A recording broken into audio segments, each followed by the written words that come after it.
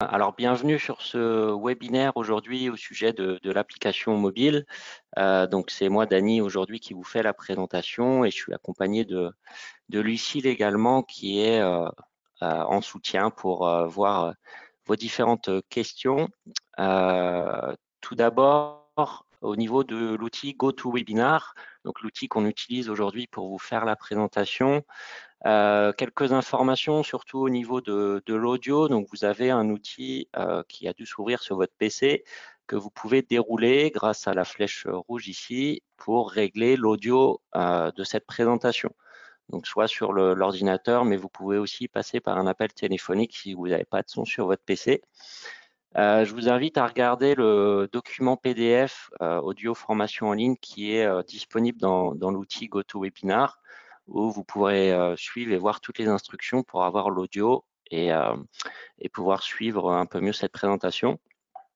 Puis en dessous, vous avez un petit onglet pour les questions où vous pouvez saisir vos questions. Actuellement, vos micros sont coupés le temps de la présentation et on les ouvrira en fin de présentation. Mais vous savez, si vous n'avez pas de micro, vous pouvez les déposer ici et donc on lira vos questions à la fin de la présentation. Alors, au sommaire aujourd'hui, donc on va vous présenter l'application mobile du logiciel Uniform Agri. Alors, vous avez peut-être parmi tous les participants pas forcément les mêmes versions, mais les fonctionnalités restent les mêmes. Donc, on va essayer de vous présenter globalement comment ça fonctionne, à savoir comment se créer une session utilisateur pour les nouveaux utilisateurs ou éventuellement pour rajouter des personnes qui arrivent sur l'exploitation. Comment vous pouvez faire pour importer vos propres données sur l'application, comment on navigue dans l'application et on y saisit des données. Et pour finir, on verra comment paramétrer et personnaliser l'app et quelle est la relation entre l'app et le PC, donc avec votre logiciel qui est sur PC. On fera à peu près une trentaine de minutes de présentation, puis on laissera une trentaine de minutes pour vos éventuelles questions. Alors, pour commencer, pour créer une session utilisateur. Donc là, on est sur le logiciel sur le PC. On va pouvoir se créer une session utilisateur. Donc, si vous utilisez pour la première fois l'application ou alors si vous voulez créer une session pour une nouvelle personne qui arrive sur l'exploitation. Donc, on va aller sur le PC et on va devoir générer ce qu'on appelle un flashcode ou un QR code. Alors pour ça, il faut se rendre dans le menu de configuration de l'application mobile. Donc pour la plupart d'entre vous, ce menu, c'est l'icône de téléphone qui se trouve à gauche dans votre logiciel sur le PC. Et si ce n'est pas le cas, vous pouvez vous rendre dans les paramètres du système, paramètres généraux et sur l'onglet de l'application mobile. Vous verrez alors ce menu de configuration ici où vous pourrez créer un nouveau utilisateur en indiquant un nom et un mot de passe. Alors pour le mot de passe, il n'y a pas de minimum ou maximum et il n'y a pas de caractères spéciaux à indiquer. En validant avec OK, ça va vous générer un QR code qui nous servira plus tard sur le téléphone. À savoir que le nombre de sessions utilisateurs est illimité, donc c'est vraiment important de se créer un accès par personne, notamment pour les salariés ou les stagiaires qui passeraient sur votre exploitation. Si après vous voulez leur couper l'accès aux données, c'est plus simple de supprimer un utilisateur plutôt que de supprimer une session qui sert à tout le monde. Après cette étape sur le PC, on passe sur le téléphone mobile. Donc pour importer ses propres données sur le téléphone, déjà au préalable, il faut avoir téléchargé l'application. Donc en fonction de la marque de votre téléphone, sur le Play Store ou l'Apple Store, vous téléchargez l'application mobile qui correspond à votre version. Donc vous avez plusieurs possibilités une fois que l'application est installée. Donc, il vous propose 3 choix, à savoir j'ai Uniform et l'application mobile. Donc, vous voulez configurer la connexion. Donc, c'est cette option qu'on choisit pour importer vos propres données dans l'application. La deuxième option, c'est surtout pour les nouveaux utilisateurs. Ça nous envoie une notification, service assistance, pour vous aider à installer l'app. Et la troisième option, c'est si vous souhaitez tester l'app en mode démo, il existe une version spéciale pour ça, qui fait que vous utilisez des données lambda et vous pouvez vous familiariser avec l'app. Donc une fois qu'on a choisi la première étape ici, donc pour télécharger ses propres données dessus, vous arrivez sur un écran de configuration où vous pouvez choisir le langage et sur la deuxième ligne, vous avez le serveur. Donc c'est à cet endroit-là que vous allez pouvoir cliquer sur le QR code qui est au bout de cette ligne serveur. Ça va vous ouvrir l'appareil photo et vous pourrez donc prendre en photo le QR code que vous venez de créer sur le PC, donc l'étape précédente qu'on vient de voir. À ce moment-là, quand vous flashez le QR code, votre nom d'utilisateur se mettra automatiquement et vous aurez juste à rentrer le mot de passe. Vous pouvez indiquer garder les données oui, ça permet de conserver le nom d'utilisateur et le mot de passe et d'éviter qu'à chaque réouverture de l'app, vous ayez à réindiquer ces informations. À partir de ça, l'application va télécharger toutes vos données et donc tous vos animaux seront présents dans l'application et toutes les données de ces animaux également. Après ça, pour naviguer dans l'application, vous arrivez sur une page d'accueil. Alors la page d'accueil, pour la première fois quand vous ouvrez l'application mobile, vous avez un écran un peu noir où vous avez différentes informations. Donc ça, c'est des astuces qui vous permettent de savoir quel bouton a quelle fonction sur la page dans laquelle vous arrivez. Ces astuces, elles s'affichent une seule fois par écran et ensuite elles disparaissent une fois que vous avez cliqué dessus une fois. Donc ça permet au début de se familiariser un peu plus avec l'app. Donc vous arrivez sur la page d'accueil ici où vous pouvez retrouver des menus en accès rapide. Donc on retrouve par défaut la fiche animale, l'entrée groupée pour saisir des informations, le tableau de bord, les différentes listes d'attention sur les chaleurs, les constats de gestation à faire, les tarissements et les vélages à venir, le bouton pour la synchronisation et la liste de contrôle vétérinaire. Donc on verra tout à l'heure que tout ça est personnalisable. Si vous vous rendez dans le menu principal, donc ce qui est les trois barres à l'horizontale en haut à gauche, vous avez ici les menus et sous-menus de l'app classés par catégorie. Donc ce qui est un peu plus trié que les menus en accès rapide sur la page d'accueil. Vous avez aussi un deuxième menu en haut à droite, donc les 3 points à la verticale, qui est un menu plus vers les écrans d'échange et de paramètres. Donc là, vous allez pouvoir retrouver les différents enregistrements que vous avez faits dans l'app. Encore une fois, le menu de synchronisation, les paramètres de l'app et les différents appareils que vous avez connectés, comme les bâtons de lecture et les informations de l'app. Ensuite, quand vous vous rendez dans une fiche animale, la navigation, elle est organisée en onglets. Donc on voit en haut à droite, naviguer entre les onglets. Donc c'est organisé de la même manière que sur le PC, à savoir que chaque onglet est classé par catégorie afin de trier les informations de chaque animal. Donc vous pouvez vous rendre dans chaque onglet pour consulter différents types d'infos sur le même animal. Voilà globalement sur la navigation dans l'app qui est assez simple et assez fluide. Ensuite, pour saisir des données dans l'application mobile, il y a 3 possibilités.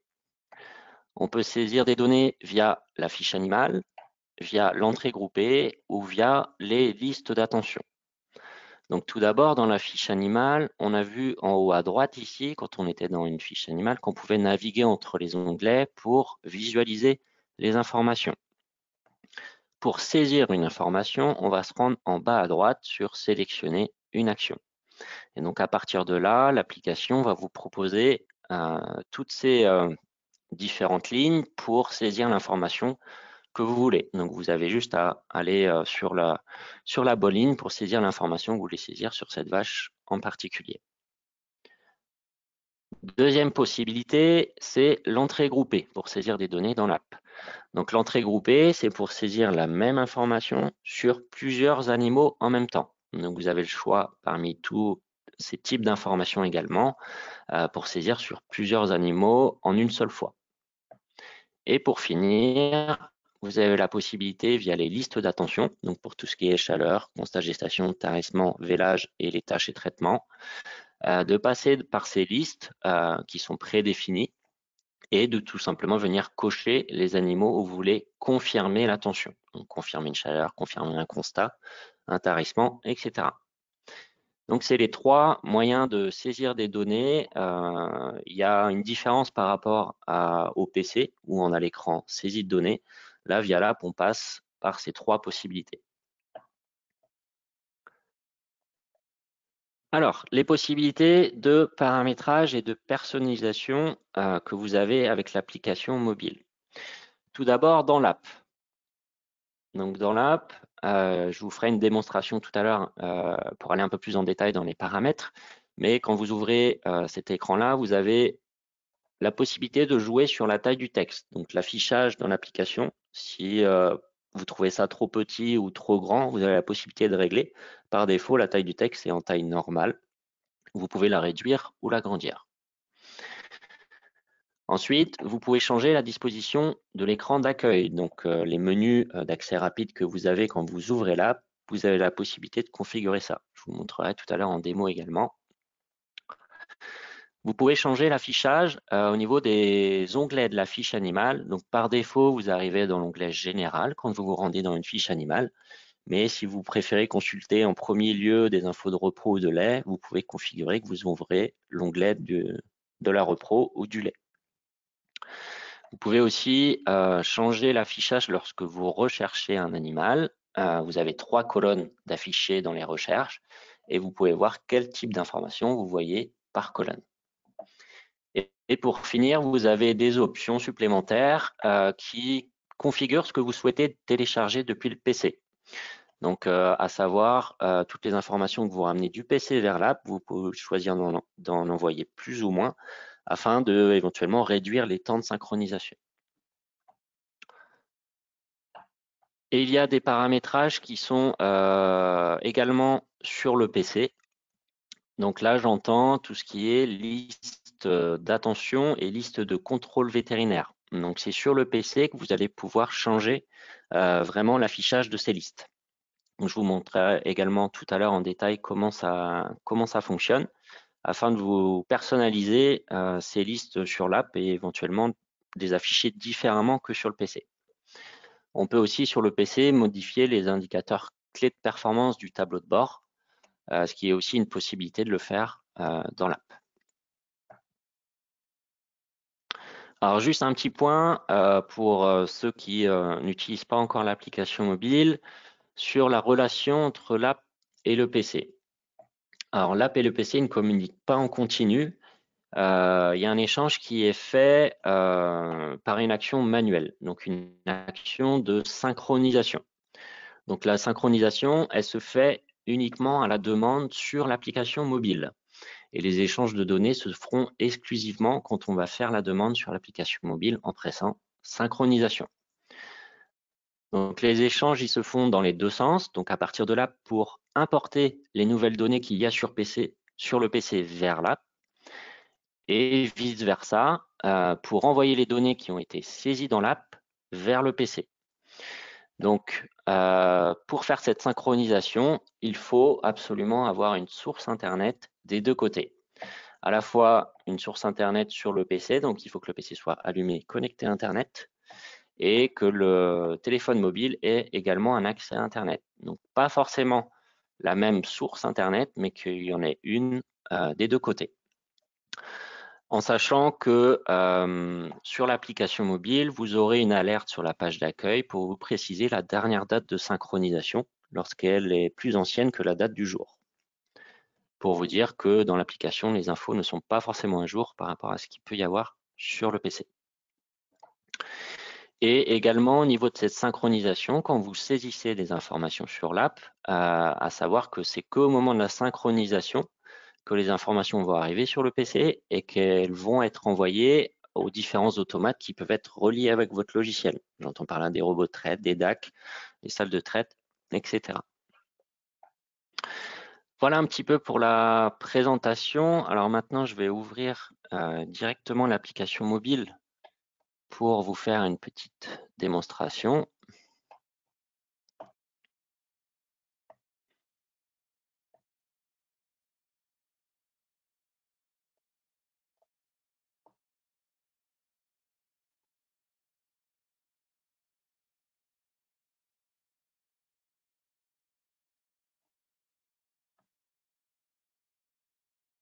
Alors, il y a un petit moment de chargement.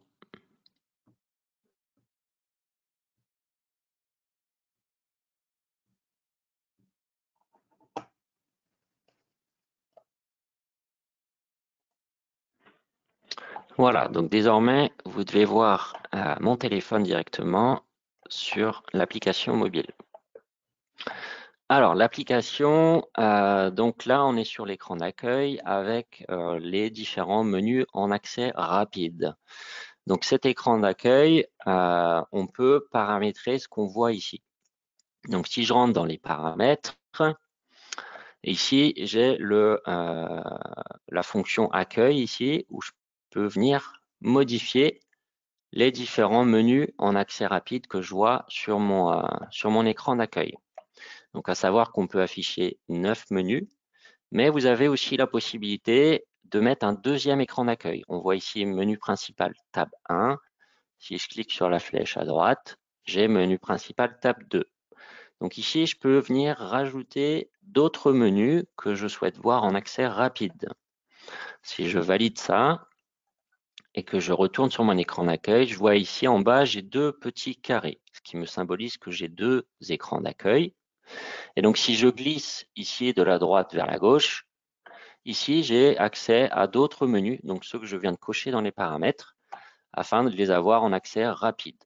Donc, on peut facilement glisser de la gauche vers la droite pour voir tous les menus en accès rapide ou presque directement sur l'écran d'accueil. Donc, à savoir que je suis passé par paramètres pour aller changer ça, mais si vous restez cliqué sur un menu, ça vous ouvre directement la configuration et l'affichage de ces menus en accès rapide. Donc, vous pouvez facilement venir cocher ou décocher ce que vous voulez voir en écran principal d'accueil 1 et 2. Assez pratique pour personnaliser. Je retourne dans les paramètres. Donc ici, au niveau de la taille du texte, comme je vous précisais, par défaut, elle est sur normale. Vous pouvez l'ajuster en plus petit ou en plus grand. Au niveau de la fiche animale, par défaut, vous pouvez choisir quel onglet vous ouvrez en premier. Donc là, je suis sur reproduction, par exemple.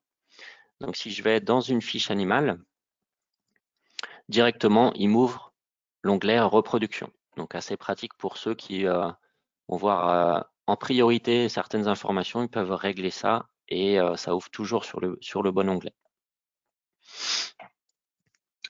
Quand je reviens dans les paramètres, si je vais dans les options, ici, c'est ici que vous allez pouvoir cocher ou décocher certaines informations que vous souhaitez télécharger ou non depuis le PC. Donc pour ceux qui ont une connexion Internet un peu faible éventuellement, qui ont des temps de synchronisation un peu longs, ça peut être bien de décocher certaines informations. Par défaut, l'échange des photos sont décochés. Donc pour ceux qui ne savent pas, vous avez la possibilité d'avoir une photo par fiche animale pour reconnaître les animaux. Et donc par défaut, c'est décoché parce que ça crée des temps de synchronisation beaucoup trop longs. Autrement, par défaut, tous les autres indicateurs sont échangés.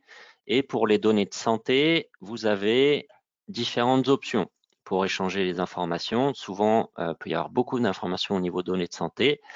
Donc, vous pouvez choisir d'échanger soit toutes les infos, soit les infos de la lactation seulement en cours, ou de pas du tout échanger d'infos de données de santé. Et vous avez aussi un mode automatique qui se chargera d'évaluer la quantité de données de santé et éventuellement de ramener que les dernières ou de ramener tout. Alors voilà pour les principaux réglages et les principales options.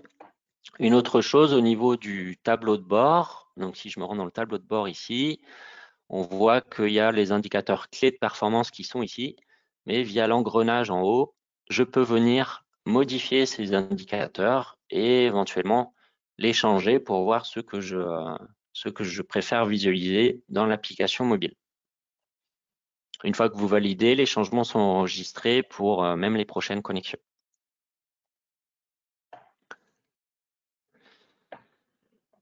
Au niveau de la synchronisation, donc quand vous ouvrez l'écran synchronisation, lorsque vous avez saisi des informations, vous avez la possibilité de les envoyer. Ici, dans mon cas, j'en ai pas saisi, donc ils m'en proposent pas.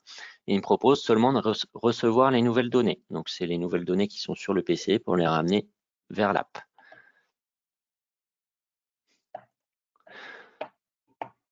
Alors, je vais basculer maintenant sur le logiciel. Donc, normalement, vous devez le voir. Pour vous montrer les différents réglages. Donc, au niveau des listes d'attention et des listes de contrôle vétérinaire, c'est sur le PC que vous allez pouvoir régler les différents animaux que vous voyez dans ces listes. Donc, pour ça, pour la plupart d'entre vous, vous avez l'icône téléphone ici à gauche qui vous sert à configurer les nouveaux accès utilisateurs avec le QR code, comme je vous l'ai présenté au début. Si vous vous rendez sur l'onglet Plus, c'est ici que vous allez pouvoir modifier les différents pré-réglages des listes que vous voyez sur l'application. Si par exemple, je vais sur Modifier pré-réglage des listes d'attention, c'est là que vous allez pouvoir régler les attentions sur les chaleurs, constat gestation, tarissement, vélage, tâches et traitement, avec les jours en avance par rapport à l'affichage de chaque attention et les seuils d'alerte pour les retards. Donc on voit ici en bas à gauche qu'on est bien sur les réglages de l'app avec l'icône téléphone mobile. Une fois que vous avez fait tous vos différents réglages ici, ne pas oublier d'enregistrer, de valider avec OK. Et ensuite, il vous faut synchroniser l'app pour qu'elle prenne en compte vos réglages et qu'elle ajuste vos listes. Ici également, vous pouvez changer les paramètres du tableau de bord tout en sachant que dans l'application mobile, c'est seulement des boutons qui sont affichés et non des graphiques parce qu'ils ne sont pas assez visuels sur le téléphone mobile. Alors voilà pour les différents réglages, paramétrages et personnalisation qu'on peut faire sur l'app. Donc l'app, elle a quelques limites au niveau de l'utilisation. Il y a des choses qu'on ne peut pas faire ou qu'il est bon de savoir. Tout d'abord, il est nécessaire de passer par le PC pour déclarer ces notifications officiellement à l'EDE. Donc via l'app, vous pouvez enregistrer tout ce qui est déclaration de vélage, création du veau, achat, vente ou mort. Vous pouvez l'enregistrer et le transférer au PC, mais il faudra forcément passer par l'écran notification envoyé sur le PC pour l'envoyer officiellement à l'EDE. Deuxième point, dans l'app, on n'a pas de visibilité sur les données des animaux historiques. On échange seulement sur les données des animaux présents sur l'exploitation. Alors, il est nécessaire de paramétrer ces listes d'attention et de contrôle vétérinaire sur le PC. Donc, c'est ce que je viens de vous démontrer également. La synchronisation, elle est impossible sans une connexion Internet. Donc, il n'est pas possible de brancher le téléphone sur le PC avec un câble, par exemple, et de vouloir synchroniser les infos. Ça passe forcément par Internet.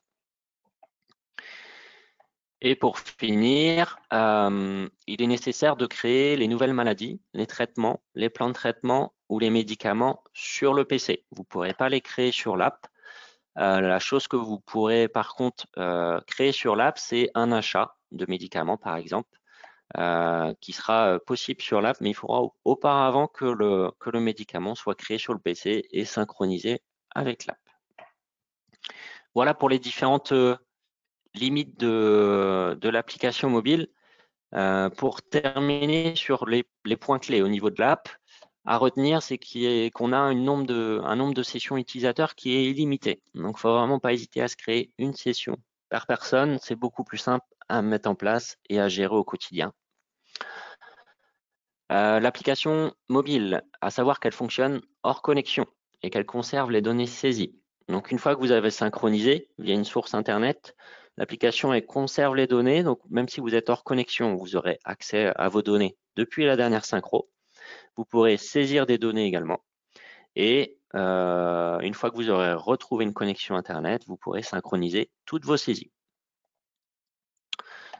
Donc, pour avoir des données à jour, synchronisées, c'est important de bien regarder sur l'écran d'accueil la date de la dernière synchro et éventuellement refaire une synchro pour importer les nouvelles données du PC. Bien retenir que les notifications, pour les envoyer officiellement à l'EDE, il faut passer sur le PC à un moment. Et que pour ceux qui n'utilisent pas encore l'app, vous avez une version démo qui est possible afin de la tester et de vous familiariser avec avant d'importer vos propres données dessus. Et vous pouvez éventuellement contacter votre assistance pour vous aider dans la mise en place de l'app chez vous, si besoin. Voilà, donc j'en ai fini pour la présentation.